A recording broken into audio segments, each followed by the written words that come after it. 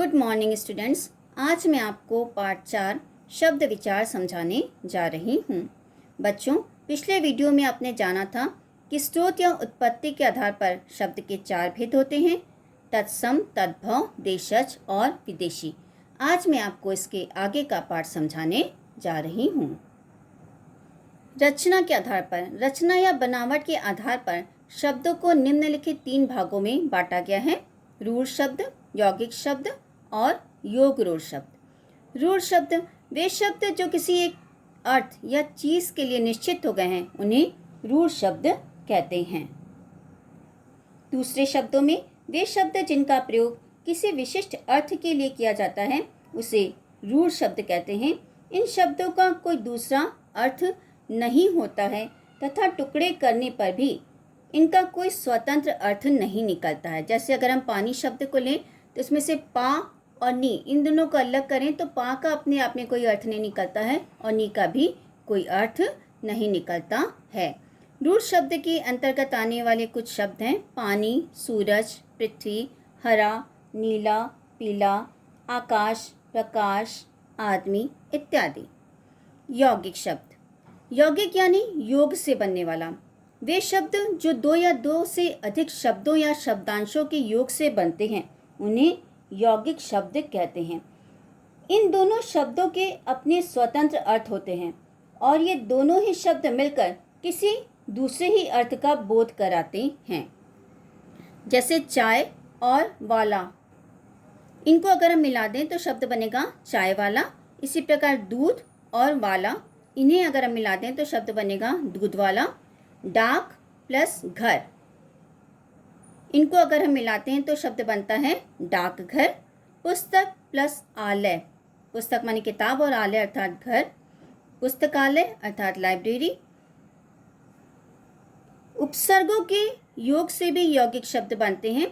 जैसे पुत्र शब्द है और उसके आगे हमने सु उपसर्ग का प्रयोग किया तो शब्द बना सुपुत्र, और इससे बनने वाला एक वाक्य है सुपुत्र जरा इधर आओ। इसी प्रकार मार्ग शब्द है और हमने उसके पहले कु उपसर्ग लगाया। कु का अर्थ होता है बुरा, शब्द बनेगा कुमार्ग जिसका अर्थ होगा बुरा मार्ग या बुरा रास्ता, और इससे बनने वाला एक वाक्य होगा कुमार्ग पर मत जाओ।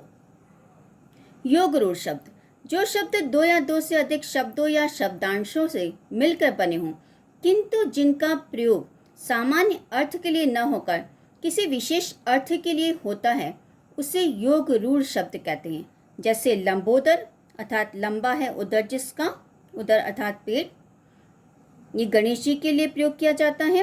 पंकज कमल के लिए प्रयोग किया जाता है।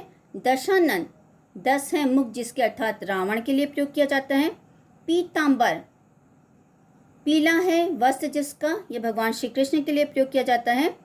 वीणा वादिनी माँ सरस्वती के लिए प्रयोग किया जाता है।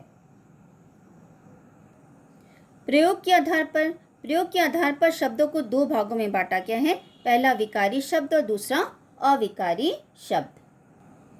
विकारी शब्द वे शब्द जिनके रूप में लिंग, वचन, कारक, क्रिया और काल के बदलने से परिवर्तन आ जाता है, उसे विकारी शब्द कहते हैं। संज्ञा, सर्वनाम, विशेषण, क्रिया ये विकारी शब्द के अंतर्गत आते हैं। उदाहरण के लिए संज्ञा का एक एग्जाम्पल लेते हैं। बालक खेल रहा है, और अगर हम इसको स्त्रीलिंग में परिवर्तित करेंगे तो हो जाएगा बालिका खेल रही है। इस प्रकार संज्ञा, सर्वनाम, विशेषण और क्रिया ये विकारी शब्द के अंतर्गत आते हैं। अविकारी शब्द जिन शब्दों में लिंग, वचन, काल इत्यादि के बदलने पर कोई परिवर्तन नहीं होता, उसे अविकारी शब्द कहते हैं। क्रिया विशेषण, समुच्चय बोधक, विस्मयादि बोधक और संबंध बोधक शब्द इसी श्रेणी में आते हैं। जैसे जल्दी जल्दी चलो वरना सड़क के पार भीड़ लग जाएगी। जल्दी जल्दी इसमें क्रिया विशेषण के अंतर्गत आता है, वरना समुच्चय बोधक के अंतर्गत, के पार संबंध बोधक के अंतर्गत आएगा। क्रिया विशेषण के अंतर्गत आने वाले कुछ अन्य उदाहरण हैं। अब यहाँ अचानक इतना, संबंध बोधक के अंतर्गत आने वाले कुछ शब्दों के उदाहरण हैं के पीछे, के आगे, के नीचे, के ऊपर। समुच्चय बोधक के अंतर्गत आने वाले कुछ शब्द हैं और, अथवा, या, किंतु, परंतु। विस्मयादि बोधक के अंतर्गत आने वाले कुछ शब्द हैं अरे, वाह, शाबाश इत्यादि। अर्थ के आधार पर शब्द दो प्रकार के होते हैं। पहला सार्थक शब्द, दूसरा निरर्थक शब्द। सार्थक शब्द जैसा कि शब्द से ही विदित है, जो शब्द किसी निश्चित अर्थ की ओर संकेत करते हैं उसे सार्थक शब्द कहते हैं। जैसे मोबाइल, फोन, कंप्यूटर, पुस्तक, पेन, कलम इत्यादि। निरर्थक शब्द जिन शब्दों से कोई अर्थबोध नहीं होता है उसे निरर्थक शब्द कहते हैं। व्याकरण में यद्यपि निरर्थक शब्दों पर विचार नहीं किया जाता, फिर भी अनेक बार सार्थक शब्दों के साथ निरर्थक शब्दों का प्रयोग किया जाता है। जैसे पानी वानी, रोटी वोटी, दाल वाल, खाना वाना इत्यादि। यहाँ पर वानी, वोटी, वाल, वाना निरर्थक शब्द के अंतर्गत आते हैं। सार्थक शब्द के मुख्य रूप से चार भेद किए जाते हैं। एकार्थी शब्द, अनेकार्थी शब्द, समानार्थी शब्द और विपरीतार्थी शब्द। एकार्थी शब्द जिन शब्दों का केवल एक ही अर्थ होता है उन्हें एकार्थी शब्द कहते हैं। जैसे पर्वत, पुस्तक, बालक इत्यादि।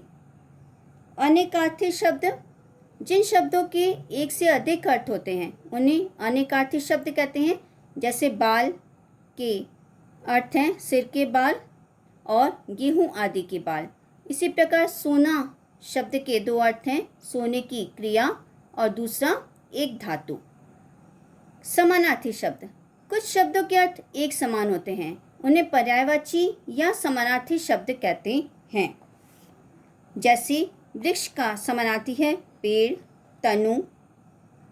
पक्षी का समानार्थी है खग, विहग। आँख का समानार्थी है नयन, नेत्र, चक्षु इत्यादि। विपरीतार्थक शब्द कुछ शब्द एक दूसरे का विपरीत या उल्टा अर्थ देते हैं। ऐसे शब्दों को विपरीतार्थक या विलोम शब्द कहते हैं। जैसे सत्य का विलोम होगा असत्य, सुख का विलोम होगा दुख, अच्छा का विलोम होगा बुरा। सार्थक शब्दों के अन्य भेद भी हैं। जैसे श्रुति सम भिन्नार्थक शब्द, जो शब्द सुनने में एक जैसे लगते हैं किंतु उनके अर्थ भिन्न भिन्न होते हैं, उन्हें श्रुति सम भिन्नार्थक शब्द कहा जाता है। वाक्यांश के लिए एक शब्द इत्यादि। तो बच्चों, इस पाठ से हमने जाना कि एक या एक से अधिक वर्णों के मेल से बने सार्थक ध्वनि समूह को शब्द कहते हैं। शब्दों का वर्गीकरण निम्नलिखित चार आधारों पर किया जाता है। पहला स्रोत या उत्पत्ति के आधार पर, दूसरा रचना या बनावट के आधार पर, तीसरा प्रयोग के आधार पर और चौथा अर्थ के आधार पर। स्रोत या उत्पत्ति के आधार पर शब्दों के चार भेद होते हैं, तत्सम, तद्भव, देशज और विदेशी। रचना के आधार पर शब्दों के तीन भेद होते हैं, रूढ़ शब्द, यौगिक शब्द तथा योग रूढ़ शब्द। प्रयोग के आधार पर शब्दों के दो भेद होते हैं, विकारी शब्द तथा अविकारी शब्द। विकारी शब्द के अंतर्गत आते हैं संज्ञा, सर्वनाम, विशेषण और क्रिया। अविकारी शब्द के अंतर्गत आते हैं क्रिया विशेषण, संबंध बोधक, समुच्चय बोधक तथा विस्मयादि बोधक। अर्थ के आधार पर शब्द के दो भेद हैं, पहला सार्थक शब्द और दूसरा निरर्थक शब्द। सार्थक शब्दों के अंतर्गत आते हैं एकार्थी शब्द, अनेकार्थी शब्द, समानार्थी शब्द तथा विलोम शब्द। सार्थक शब्दों के अन्य भेद भी हैं, जैसे श्रुति संभिन्नार्थक शब्द तथा अनेक शब्दों के लिए एक शब्द।